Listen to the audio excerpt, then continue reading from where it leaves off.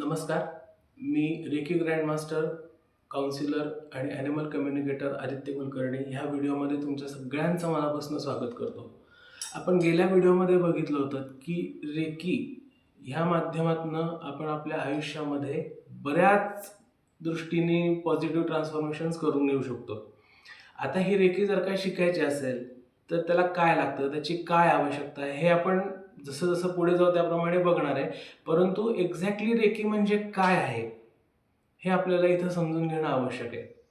जर का माझ्या दृष्टीने विचार करायला गेला तर एक साधं उदाहरण सांगतो की ज्या वेळेला मी देवळातनं बाहेर जाऊन येतो, एखाद्या देवाचं दर्शन घेतो किंवा एखाद्या चांगल्या ठिकाणी जातो आणि तिथनं आल्यावरती मला जर का कोणी विचारलं ना की काय रे बाबा तुला कसं वाटलं, तर मला एक साहजिक उत्तर असतं की छान वाटलं, प्रसन्न वाटलं.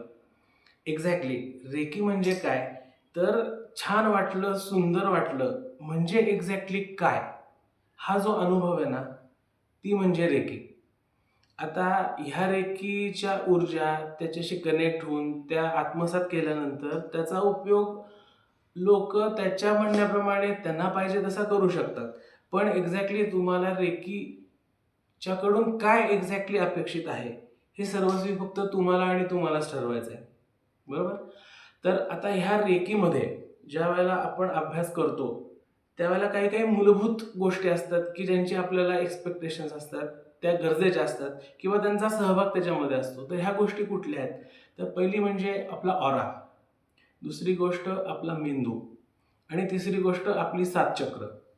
बेसिक ज्या वेळेला आपण रेकीचा विचार करतो त्यावेळेला जोपर्यंत तुमची सात चक्र, तुमचा ऑरा, तुमचा मेंदू हा जोपर्यंत शांत होत नाही, जोपर्यंत रेकीच्या ऊर्जा ॲक्सेप्ट करायची त्याची तयारी होत नाही, तोपर्यंत तुम्हाला रेकीचा अनुभव येणं थोडंसं अवघड आहे. तर आता इथून पुढं त्या ऊर्जा आत्मसात करायसाठी तुम्हाला काय तयारी करायला लागेल?